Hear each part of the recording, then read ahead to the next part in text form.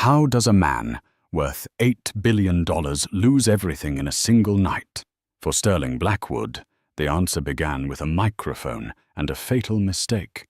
At a gala celebrating his genius, he decided to publicly discard his pregnant wife for his young mistress, announcing the affair to the world. He saw it as a power move, the start of a new life.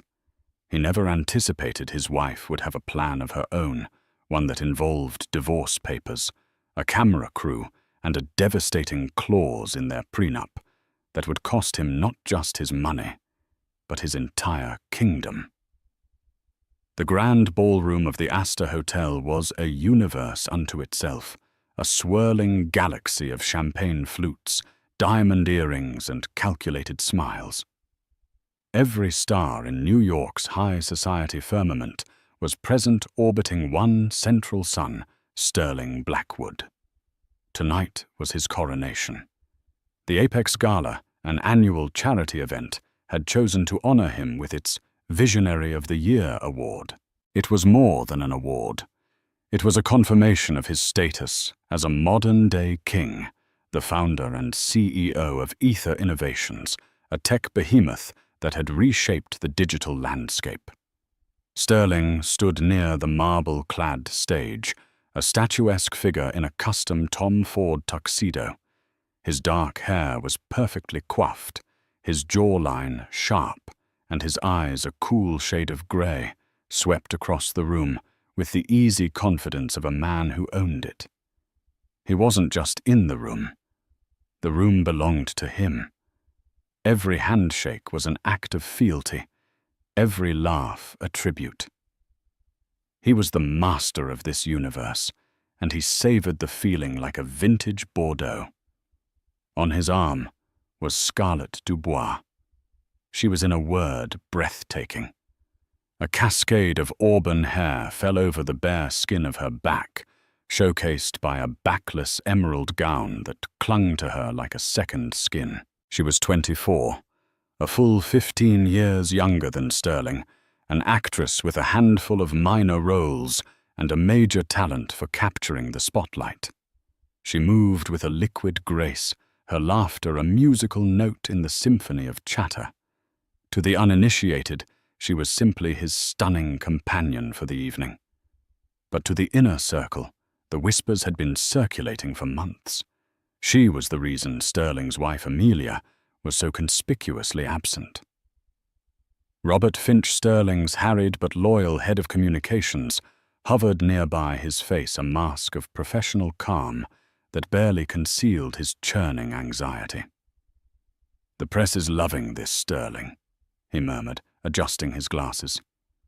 "Forbes, the Chronicle, Bloomberg. They're all here. The coverage for the Ether Gen 2 launch next quarter will be phenomenal." "As it should be, Robert," Sterling replied, his voice a low baritone that commanded attention. He squeezed Scarlett's hand, his thumb stroking her knuckles. "Success should be celebrated, not hidden away." Scarlett looked up at him, her eyes wide with what appeared to be pure adoration. "You deserve all of this, darling. Everything you've built. It's awe-inspiring." Her words were honey, and Sterling drank them in. He felt a surge of validation. This was what he wanted. Not the quiet, dignified partnership he had with Amelia, a relationship forged in cramped apartments and over instant noodles while he was building his empire. Amelia was a partner from the chapter of his struggle. Scarlett, he believed, was the prize for his victory. Amelia understood balance sheets. Scarlett understood the power of a perfectly timed photograph. In his mind, the choice was clear. Amelia. The thought of her was a minor discordant note in his triumphant symphony. He knew she wouldn't be here. Her pregnancy, now in its 7th month, had been difficult. The official story was that she was resting on doctor's orders. It was a convenient, respectable lie that covered the chasm that had opened between them. The arguments, the cold silences, the nights he spent at his penthouse office which was in reality Scarlett's lavishly appointed apartment overlooking Central Park. He had convinced himself that the separation was for the best, a slow, inevitable uncoupling. He told himself he was being gentle, letting the marriage die a natural death before he began his new life. He was, of course, lying to himself. He was a coward, hiding behind excuses and waiting for the perfect moment to drop the guillotine. He believed this night was that moment. The gala was more than just an award ceremony. It was a performance, and Sterling was its lead actor and director. He moved through the crowd, Scarlett a glittering accessory on his arm, accepting congratulations, making pronouncements on the future of technology and charming investors. He spoke of Ether's new philanthropic arm, a project designed to bring tech education to underprivileged communities. It was a brilliant PR move, one that Amelia had ironically conceptualized months ago before their world had fractured. He delivered the lines she had helped him write, feeling no shame, only a sense of entitlement. He had made it a reality, so in his mind, it was his creation. He's a force of nature. One guest, a banking tycoon named Arthur Cole, remarked to his companion. Built Ether from nothing, and the woman on his arm, a significant upgrade. The words, though whispered, seemed to hang in the air, a reflection of the brutal calculus of their world. As the dinner service concluded and the clinking of cutlery faded, a hush fell over the ballroom.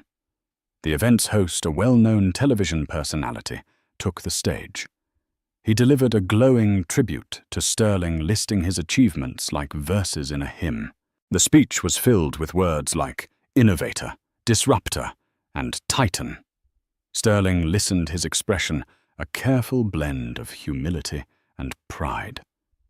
He felt Scarlett squeeze his hand again, a silent electric charge of encouragement. Ladies and gentlemen, the host concluded, his voice booming. It is my profound honor to present the Visionary of the Year award to the man who is not just predicting the future, but building it, Mr. Sterling Blackwood. A thunderous applause erupted, a wave of sound that washed over Sterling, cleansing him of any lingering guilt. He stood, buttoned his jacket, and gave Scarlett a quick, possessive kiss on the cheek. Her perfume, a heady mix of jasmine and something more exotic, filled his senses. This was real. This was his life now. He ascended the few steps to the stage, the spotlights finding him, blinding him to the individual faces in the crowd, transforming them into a single adoring entity. He shook the host's hand, accepted the heavy ornate crystal award, and turned to face the microphone. The applause slowly died down, leaving a silence pregnant with expectation. Thank you. He began, his voice resonating with practiced sincerity. Thank you all. It's an incredible honor to receive this award in a room filled with so many brilliant minds, so many people I admire. He launched into his prepared remarks, a speech about innovation, responsibility, and the relentless pursuit of progress. He was polished, charismatic, and utterly captivating. He had the audience in the palm of his hand. Robert Finch, standing at the side of the room, allowed himself a small, relieved smile. It was going perfectly. As he neared the end of his speech, Sterling paused, taking a sip of water and letting the silence hang for a dramatic beat. But as much as Ether Innovations is about building the future of technology, he continued, his tone shifting to something more personal, more intimate. I've also come to realize the importance of building a future for oneself, a future based on truth, on passion, and on authentic happiness. Robert's smile froze on his face. This wasn't in the script. His heart began to hammer against his ribs. What is he doing? He hissed to himself. Sterling's gaze found Scarlett in the crowd. He smiled a genuine, unguarded smile that sent a fresh wave of murmurs through the ballroom. For a long time, I was living a life that was expected of me, not the one I truly wanted. But life, if you're lucky, gives you a chance for a new beginning, a chance to be honest. He set the award down on the lectern with a soft thud. And my new beginning is with a woman who has shown me what true partnership, what true love really means. He gestured towards Scarlett. I want to share my happiness with all of you tonight. Ladies and gentlemen, please join me in celebrating the incredible woman by my side. He paused, letting the suspense build to a crescendo, his eyes gleaming in the spotlight. My partner, my love, and my future wife, Scarlett Dubois. The announcement hit the room like a sonic boom. The silence that followed Sterling's declaration was deeper and more profound than any that had preceded it. It was a vacuum sucking the air and warmth out of the grand ballroom. For a full 3 seconds, the only sound was the hum of the air conditioning and the frantic beating of 200 hearts. The collective shock was a physical presence, a palpable entity that settled over the silks and jewels. Then the universe rushed back in. A single champagne flute dropped by a nerveless hand shattered on the polished floor, the sound like a gunshot. It broke the spell. A low, unified gasp swept through the crowd, followed by an explosion of whispers that grew into a roar. Phones previously hidden under napkins or tucked into evening bags emerged as if summoned by a single command. Their screens lit up the dim room, a constellation of tiny, hungry eyes, all pointed at the stage. Sterling Blackwood stood at the lectern, bathed in the white glare of the spotlight, a triumphant, almost messianic expression on his face. He had just detonated a bomb in the middle of his own life and seemed to believe the fallout was beautiful like fireworks. He saw not the scandal, but the liberation. He had finally spoken his truth, and the world would just have to adjust. Down at her table, Scarlett Dubois was the picture of overwhelmed, tearful joy. She brought a delicate hand to her lips, her eyes glistening. It was a masterful performance of surprised ecstasy. She rose slowly, gracefully, as Sterling beckoned her to the stage. She seemed to float through the parted sea of guests, her emerald dress shimmering. Every eye was on her, a mixture of envy, pity, and naked curiosity in their gazes. She was the woman who had won the billionaire. But she was also the home wrecker, the other woman now publicly crowned. The title came with both a kingdom and a scarlet letter. As she reached the stage, Sterling took her hand, his grip firm and possessive. He raised their joined hands in the air as if they had just won a championship. This was his victory lap. He leaned into the microphone, his voice booming over the rising tide of gossip. She has made me the happiest man alive.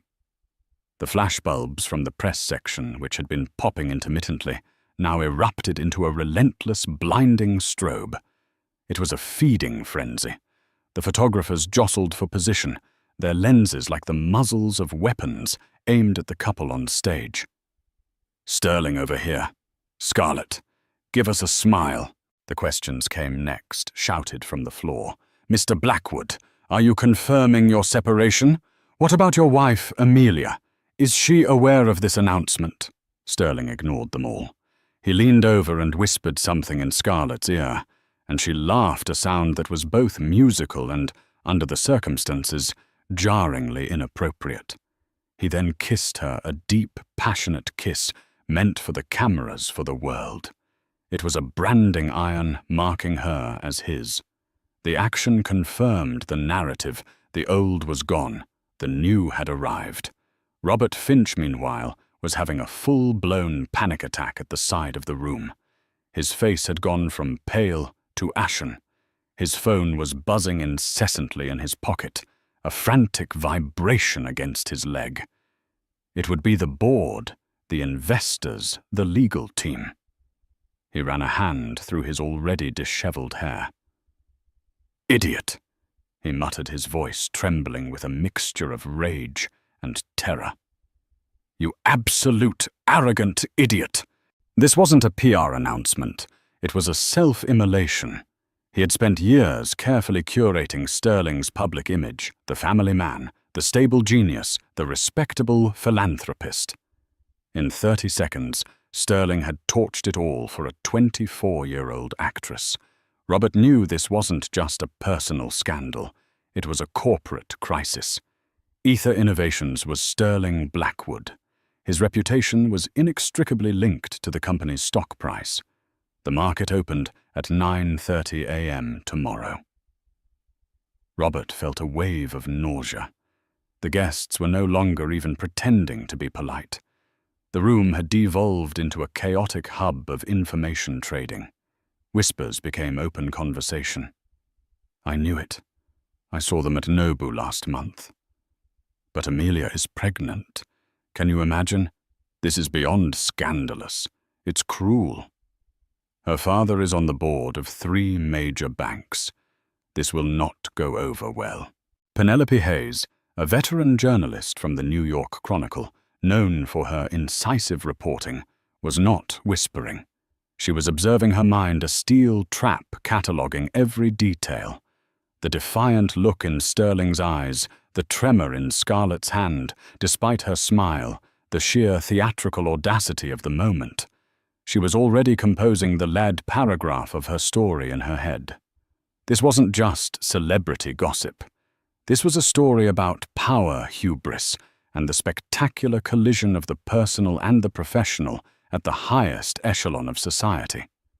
Sterling, oblivious or perhaps indifferent to the nuances of the chaos he had unleashed, finally released Scarlett from their kiss. He looked out at the sea of flashing lights and buzzing phones, a king surveying his tumultuous kingdom. He believed he was in complete control. He was so high on his own perceived power, on the adrenaline of his grand gesture, that he failed to notice the subtle shift in the room's energy. He didn't see that the main doors at the far end of the grand ballroom had swung silently open. He was about to say more, to perhaps double down on his declaration, when a new silence began to creep into the room. It started at the back and rolled forward like a wave, extinguishing the chatter as it went.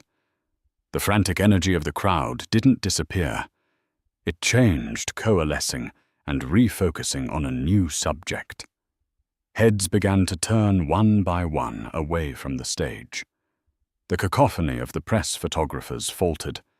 A few lenses, then a dozen, swiveled from Sterling and Scarlett towards the entrance. A confused frown flickered across Sterling's face. He had commanded the room's attention, and now it was being stolen from him. He squinted against the spotlights, trying to see what had so captivated his audience. Scarlett, sensing the shift, lost her smile. Her perfectly poised facade cracked, revealing a flicker of genuine alarm. What Sterling saw made the blood drain from his face. His confident posture stiffened his shoulders, squaring as if bracing for a physical impact. The triumphant gleam in his eyes was replaced by a cold, leaden dread. His universe, which seconds ago had seemed so perfectly aligned around him, had just been invaded by a foreign, celestial body, one with its own immense and undeniable gravity. Standing in the grand doorway, framed by the ornate gold leaf, was the ghost he thought he had left at home. It was his wife, Amelia. She was not supposed to be there. In Sterling's carefully constructed narrative for the evening, Amelia was a footnote, a character from a previous chapter tucked away at home, nursing her pregnancy and her quiet dignity. He had imagined her finding out tomorrow, perhaps through a sympathetic phone call from a friend, or by seeing the headlines online. It would be contained, private, manageable. He had not in his wildest, most arrogant imaginings planned for this. Amelia Vance stood at the threshold of the ballroom, a portrait of lethal serenity. She was not crying. Her face was not contorted in grief or rage. Instead, her expression was one of glacial composure. It was a look of profound, unnerving calm that was far more terrifying than any hysterical outburst could have ever been. Her presence instantly changed the moral calculus of the room. The abstract concept of the wife was now a living, breathing, and very pregnant reality. She was dressed in a simple, elegant navy blue gown of heavy silk that draped beautifully over her 7-month baby bump. The dress was modest yet regal, its dark color absorbing the light and drawing all focus to her. She wore no ostentatious jewelry, only the simple diamond earrings Sterling had given her on their first anniversary, and the wedding band on her finger, which seemed to catch the light with an accusatory gleam. Her blonde hair was pulled back into a severe classic chignon, accentuating the sharp, intelligent lines of her face. She looked not like a victim, but like a queen about to pass sentence. She was not alone. Flanking her were 2 other figures. On her right was Genevieve Croft, her lawyer. Croft was a legend in New York's divorce courts, a woman known for her razor-sharp intellect and her take-no-prisoners approach. She was tall, dressed in a severe black pantsuit that was a stark statement of business in this sea of couture. On Amelia's other side was a man in a simple suit holding a professional-grade video camera, its red recording light glowing like a malevolent eye.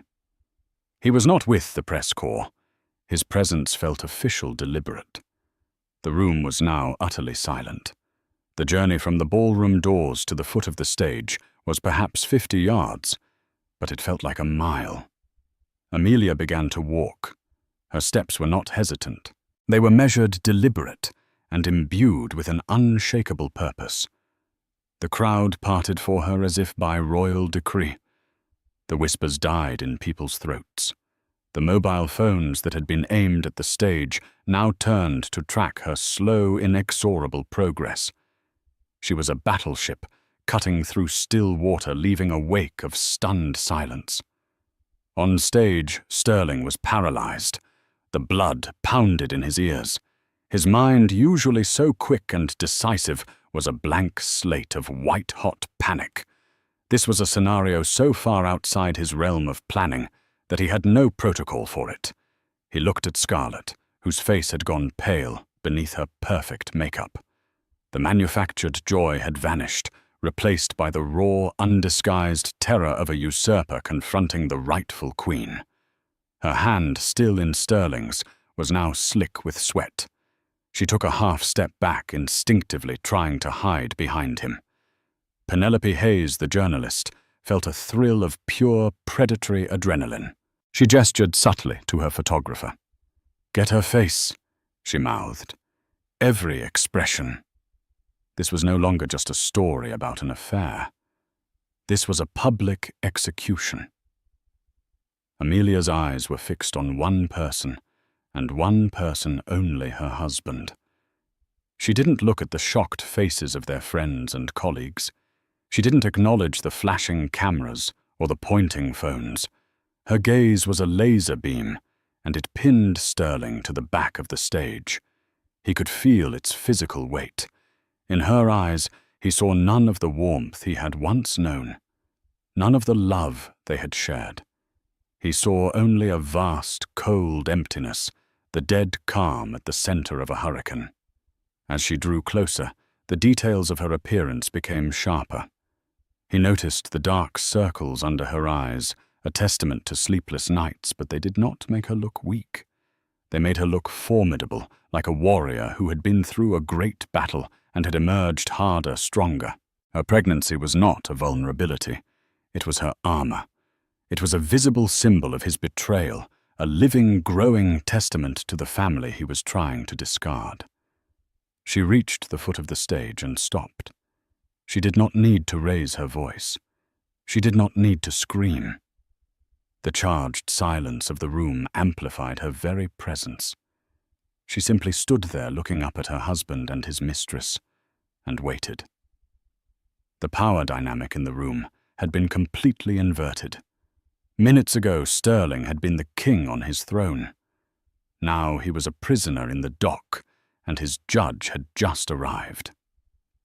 Robert Finch finally snapped out of his paralysis. He began to push his way through the crowd, his mind racing. He had to get Sterling off that stage. He had to cut the microphones. He had to do something. But he was too far away, trapped by the wall of silent, gaping onlookers. Genevieve Croft stepped forward slightly, her hand resting on a sleek leather briefcase. The cameraman with them adjusted his focus, ensuring both Amelia and the couple on stage were perfectly framed. Everything about their arrival screamed preparation strategy and impeccable timing. This was not a spontaneous act of a heartbroken wife. This was a calculated, strategic strike, planned with military precision. Sterling finally found his voice, though it was a hoarse, unfamiliar croak. "Amelia, what are you doing here? You should be at home." The words were feeble, absurd in their inadequacy. He was a general whose fortress had been breached, asking the invading army for its visitor's pass. Amelia's lips curved into a smile that held no warmth, no humor. It was a sharp, dangerous thing. She looked past Sterling, her eyes landing on Scarlett for the first time. She appraised her from head to toe, her gaze lingering for a moment on the glittering emerald dress. Then on the proprietary way, Sterling was still clutching her hand. She then returned her gaze to her husband. She took one more step forward, placing a hand protectively on her stomach. Her voice, when she finally spoke, was not loud, but it was clear and cold, and it cut through the silence like a shard of ice. "I was at home," she said, her voice carrying to every corner of the ballroom. "But I heard there was a celebration, and I believe you have something that belongs to me." Sterling flinched as if struck. Amelia's voice, though calm, held the chilling promise of retribution. The room held its breath, a collective human statue garden. On the stage, Scarlett's practiced composure had completely crumbled. She looked from Amelia's unyielding face to Sterling's panicked one, her dream evening curdling into a nightmare. She was no longer a celebrated future bride. She was a co-conspirator caught in the act. "Amelia, this is not the time or the place," Sterling managed, attempting to regain some semblance of authority. He tried to inject a tone of stern reason into his voice, the one he used to shut down contentious board meetings. "We can discuss this privately." Amelia let out a soft, mirthless laugh. "Privately," she repeated the word, dripping with scorn. "You just announced your infidelity and your bigamous intentions to a room of 500 people and the entire world's media, Sterling. I think you forfeited the right to privacy the moment you stepped up to that microphone."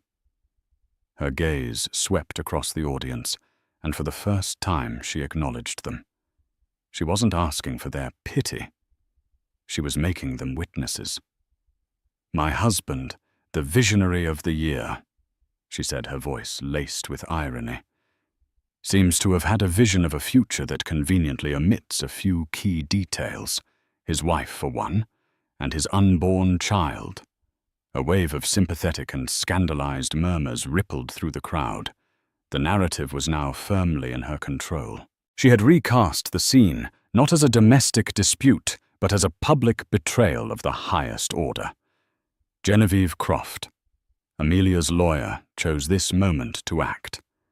With the quiet efficiency of a surgeon, she opened her leather briefcase. She produced a thick sheaf of documents bound in a pale blue legal cover. She ascended the 2 short steps to the stage, her heels clicking with sharp authority.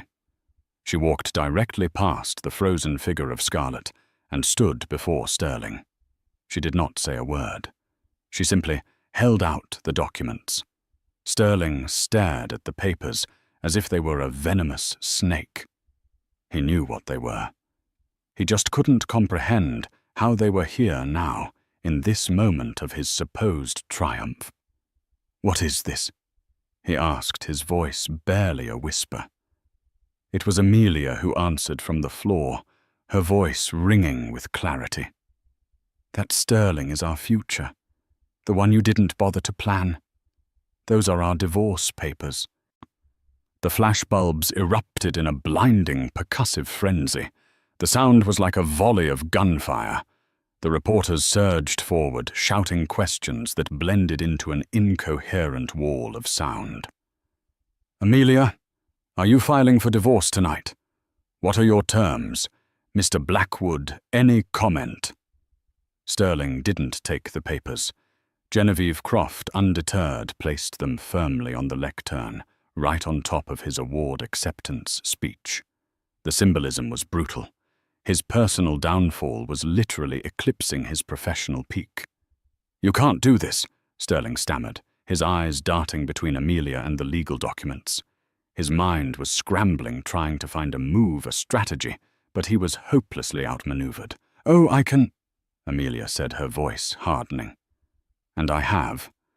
But there's a more pressing issue, isn't there?" She looked directly at Scarlett, who physically recoiled. "You seem to be under a slight misapprehension, Ms. Dubois. Sterling made you a promise he is legally unable to keep." She turned her focus back to her husband, her eyes blazing with cold fire. "You see, you can't have a future wife, Sterling, when you are still very, very much married to your current one." The finality in her tone was absolute. Checkmate. Scarlett, finally breaking her silence, turned to Sterling, her voice a high-pitched, panicked whisper. "Sterling, what is she talking about? You told me it was over. You said you had already filed." Sterling couldn't answer. He was trapped, exposed as a liar and a fool on the grandest stage he had ever occupied. The image of power and control he had so carefully cultivated had been shattered into a million pieces. Amelia watched their frantic, whispered exchange with detached contempt. She had played her hand. It was time for her exit. She gave a slight nod to her lawyer. Genevieve Croft descended the steps and rejoined her side. The cameraman, who had captured the entire exchange in unflinching high definition, lowered his camera. His job was done. With one last, lingering look at the wreckage of her husband on the stage, Amelia turned her back on him. She did not rush. She walked away with the same deliberate, regal pace with which she had arrived. She had come, she had conquered, and now she was leaving. The crowd parted for her once again, their faces a mixture of awe, pity, and admiration. She had turned her deepest humiliation into her greatest moment of strength. As she reached the doors, Penelope Hayes of the Chronicle managed to step into her path. "Amelia, a moment of your time." "Any statement for the press?" Amelia paused. She looked at the seasoned reporter, offering a brief, almost imperceptible nod of acknowledgement. She then leaned in slightly, her voice low but clear, meant only for Penelope. "The documents," she said, "speak for themselves." And with that, she swept out of the ballroom, leaving behind a scene of utter devastation. On the stage, Sterling Blackwood, the visionary of the year, stood alone amidst the flashing lights, his future wife weeping beside him, and his divorce papers sitting on the lectern like an epitaph for the life he had just destroyed. The king had been publicly, spectacularly, and irrevocably dethroned. The Apex Gala did not end. It disintegrated. Within minutes of Amelia's departure, the ballroom was in chaos. Sterling was hastily bundled off the stage, by a panicked Robert Finch and a pair of hotel security guards, his face a mask of disbelief and fury. He was bundled through a service corridor and into a waiting car, shielded from the baying pack of reporters who had swarmed the hotel entrance. Scarlett was left behind. Abandoned on the stage, she was quickly engulfed by a tide of journalists shouting questions. Her tear-streaked face, a portrait of bewildered misery, would be on the cover of every tabloid the next morning. The story exploded across the internet. The video, presumably leaked from Amelia's private cameraman, went viral within the hour. Blackwood downfall was trending worldwide. News outlets dissected the footage frame by frame, Sterling's arrogant announcement, Amelia's chilling entrance, the public serving of the divorce papers.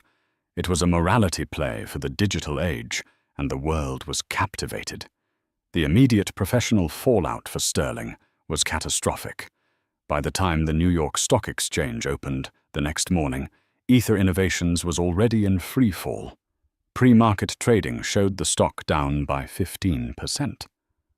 The board of directors convened an emergency meeting. The scandal wasn't just about infidelity, it was about judgment. How could a CEO, who demonstrated such reckless, arrogant, and poor decision-making in his personal life, be trusted to steer a multi-billion-dollar corporation? The visionary of the year was now seen as a liability, his name a toxic asset. The initial news reports focused on the salacious details of the divorce. Pundits speculated on the settlement. Given Sterling's estimated net worth of $8 billion and the public nature of his humiliation of Amelia, they predicted she would walk away with one of the largest divorce settlements in history. Sterling, holed up in his penthouse with a team of frantic lawyers, was prepared for this. He was ready to write a check, a massive one, to make this go away. He would lose a fortune, but he would keep his company, his kingdom. He believed he could weather the storm. He was wrong. He had fundamentally misunderstood the nature of the war Amelia was waging. 3 days after the gala, Penelope Hayes of the New York Chronicle secured the exclusive interview she had been chasing. Not with Amelia, who remained completely silent, but with her lawyer, Genevieve Croft. They met in Croft's sterile, intimidatingly minimalist office, overlooking the city. Penelope got straight to the point. "The world is talking about the money, Genevieve. Is Amelia going for half of his fortune?" Genevieve smiled, a thin, knowing smile. "Mr. Blackwood's fortune is certainly a component," she said, her voice precise and cool. "But Amelia has never been primarily motivated by money. She is motivated by principle and by justice." "What does justice look like in this case?" Penelope pressed, sensing there was more to the story. This was the moment Genevieve had been waiting for. She leaned forward, her eyes locking with Penelope's. "Everyone is focused on the divorce papers. They're looking at the wrong document. The key isn't the dissolution of the marriage. It's the enforcement of the prenuptial agreement they signed 9 years ago." Penelope frowned. A prenup usually protects the wealthier party. It would limit Sterling's liability, not increase it. "Usually," Genevieve agreed. But Amelia was a successful investment banker before she left her career to support Sterling and help build Ether's public profile. She was no fool. Her father insisted on a prenup not to protect Sterling's future wealth, but to protect Amelia from this very kind of implosion. At her insistence, a unique set of clauses was included. She slid a single redacted sheet of paper across the polished desk. Penelope picked it up. "There is, of course, a standard infidelity clause," Genevieve explained. "It's punitive, granting Amelia a significant lump sum payment far exceeding a standard settlement. But that's just the appetizer. The main course is Clause 12B. Penelope's eyes scanned the document, Clause 12B. It was titled the Moral Turpitude and Reputational Damage Clause. Sterling was the face of the company, Genevieve continued. His image and the company's value were intrinsically linked. This clause states that if one party, through an act of public moral turpitude, causes significant and demonstrable financial or reputational harm to Ether Innovations, the other party is entitled to immediate and severe compensation. What kind of compensation? Penelope asked, her heart beginning to beat faster. This was big.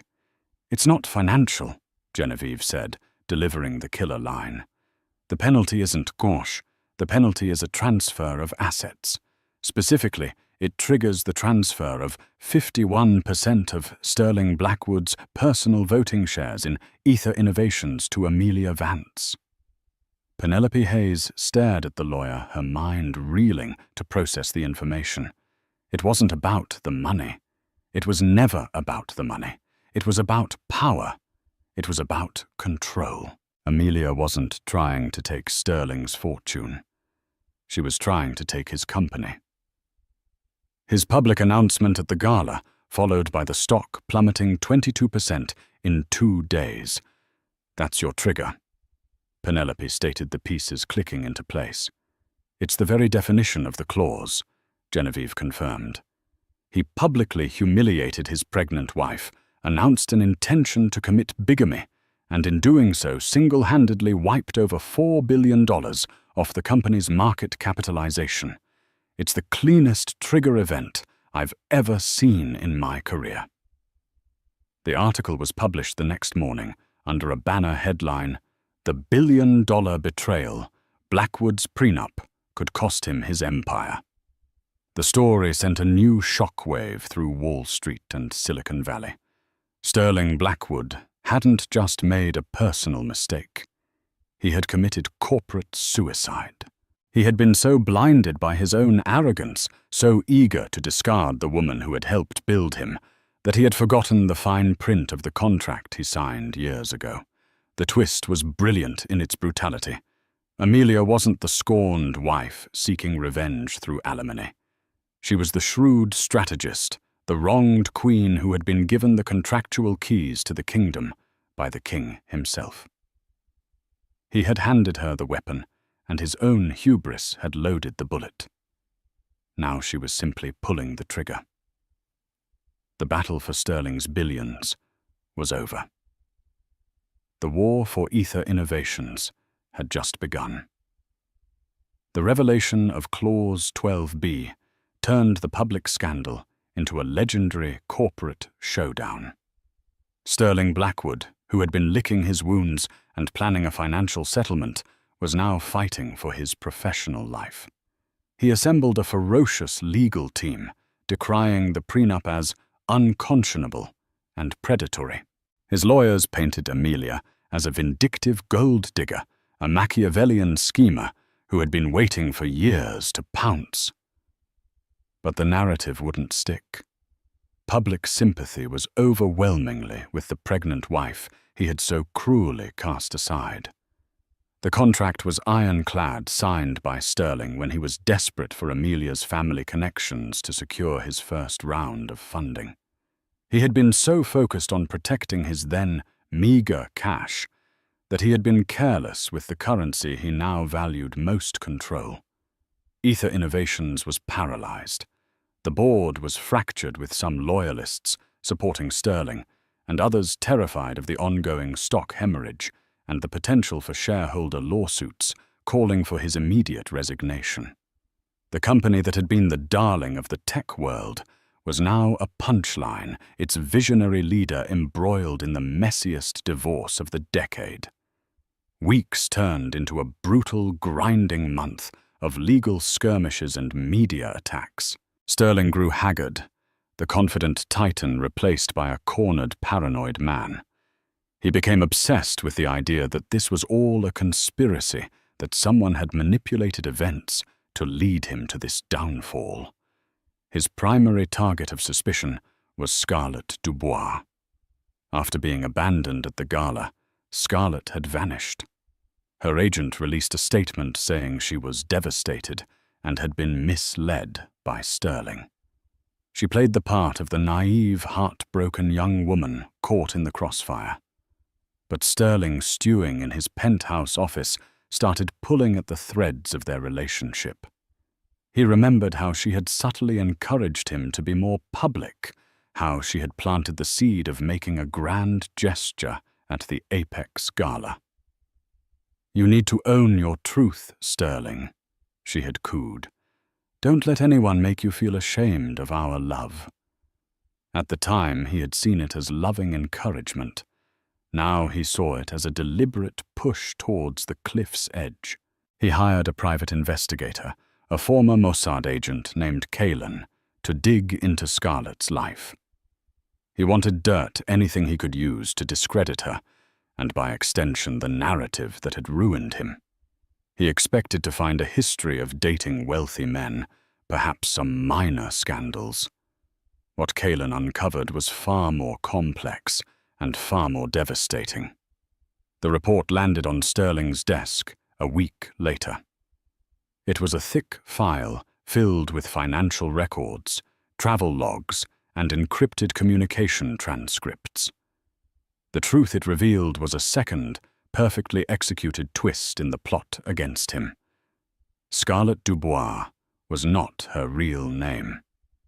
She was born Katerina Petrova. Her family were not obscure immigrants from Eastern Europe, as she'd claimed. Her father was Anatoly Petrov, a brilliant software engineer.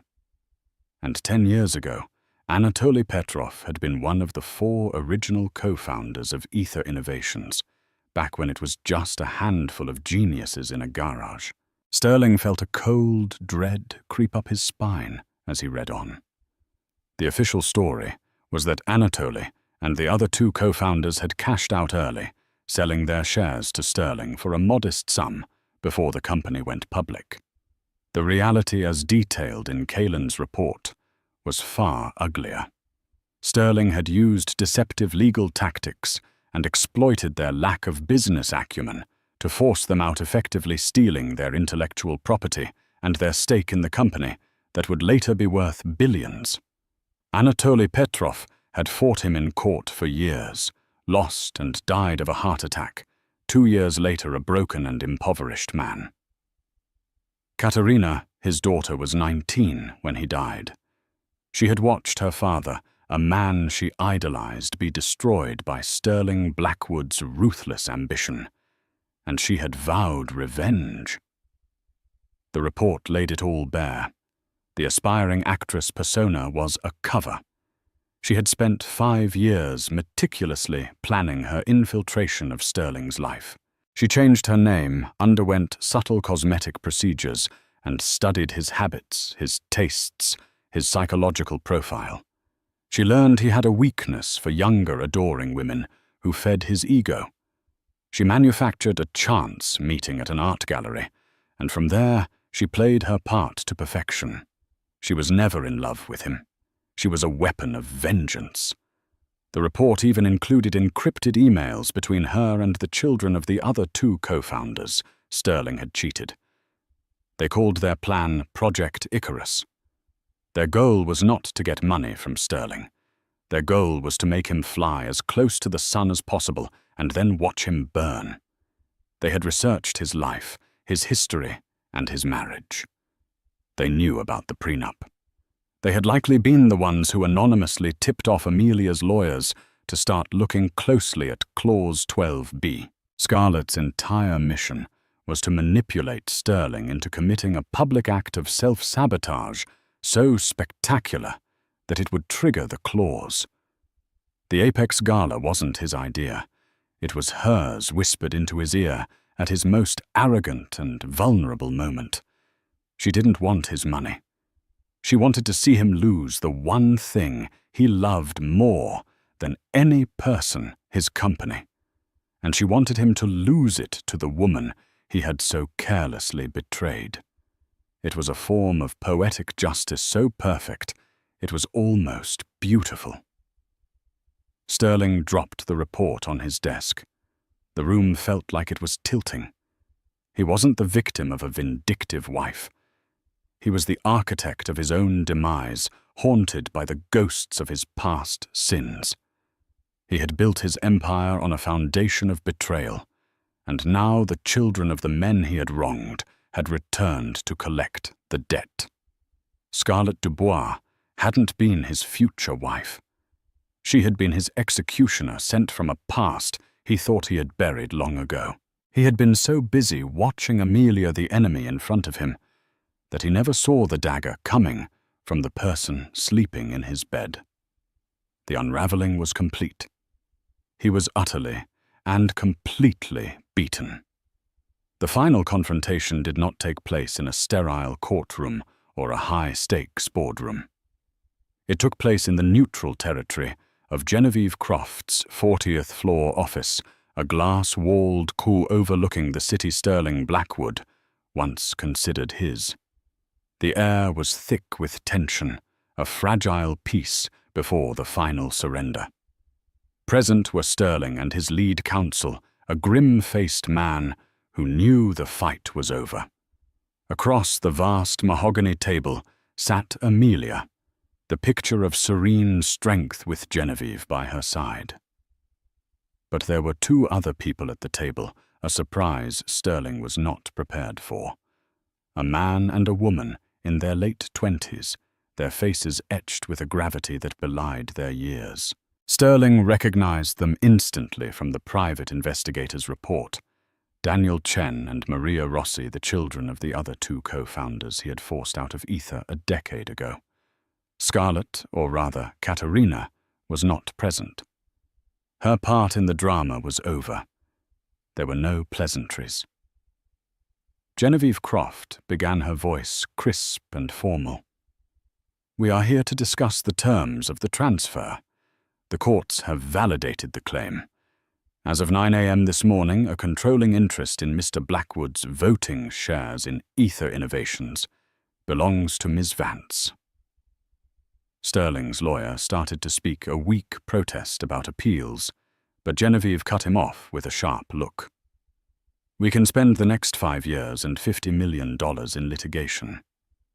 "Mr. Blackwood," she said, addressing Sterling directly, "but you will lose, and by the time you lose the company you're fighting for will be a worthless shell. We are offering you a different path." Sterling looked across the table at his wife. He searched her face for any sign of the woman he once loved, but found only a stranger, a cool, calculating strategist who had outplayed him at every turn. "What do you want, Amelia?" he asked, his voice a hollow rasp. "What's the end game to destroy it all, to burn my life's work to the ground?" Amelia met his gaze without blinking. "Your life's work," she replied, her voice dangerously quiet. "You mean Anatoly Petrov's coding architecture, Daniel's father's hardware design, Maria's mother's user interface concept. You didn't build Ether Sterling. You stole it, and you built it on the wreckage of good people's lives." It was then that Daniel Chen spoke, his voice steady and filled with a decade of righteous anger. "Our fathers were partners. They trusted you. You bankrupted them, and you broke them. My father died, thinking he was a failure. My mother had to go back to teaching." Maria Rossi added, her eyes burning with unshed tears. "She never designed another piece of software again. You took more than their money. You took their spirit." The truth of it all crashed down on Sterling. He had been so consumed with his own narrative of the self-made man that he had forgotten the collateral damage the people he had stepped on to reach the summit. "This was never about revenge for me," Amelia continued, placing a hand on her stomach. "This is about the future. It's about the child I am bringing into this world and the kind of world I want him to live in. It's about ensuring that the legacy he inherits isn't built on a foundation of lies and theft." She then laid out her terms. They were not destructive, they were transformative. "You will resign as CEO of Ether Innovations effective immediately. Genevieve stated, reading from a document. "You will also resign your seat on the board. You will retain a minority, non-voting share package, enough to live comfortably for the rest of your life, but you will never again have any operational or strategic input into this company." Sterling felt the words like physical blows. His company. His creation. "In your place," Genevieve continued, "the board, now under Ms. Vance's controlling interest, will appoint a new independent CEO. Furthermore, 30% of the company's shares drawn from the block, now controlled by Ms. Vance, will be placed into a trust. The beneficiaries of that trust will be the families of Anatoly Petrov, Lawrence Chen, and Sophia Rossi, as restitution for their stolen contributions." Daniel and Maria looked at Amelia, their expressions a mixture of shock and profound gratitude. This went beyond what they had ever imagined. "You're giving it away?" Sterling asked, incredulous. "I'm not giving it away," Amelia corrected him. "I am returning it to its rightful owners, and I am cleansing it." Her voice was absolute, leaving no room for argument. "Ether will be restructured. It will become a company known for its ethics, not just its innovations. It will honor the people who actually built it. That will be my legacy. That will be my child's legacy." It was a total, comprehensive defeat. Sterling was not just being ousted, he was being erased. His history was being rewritten to reflect the truth, and his name was being scrubbed from the empire he had so proudly claimed as his own. He was left with nothing but his money and his public shame.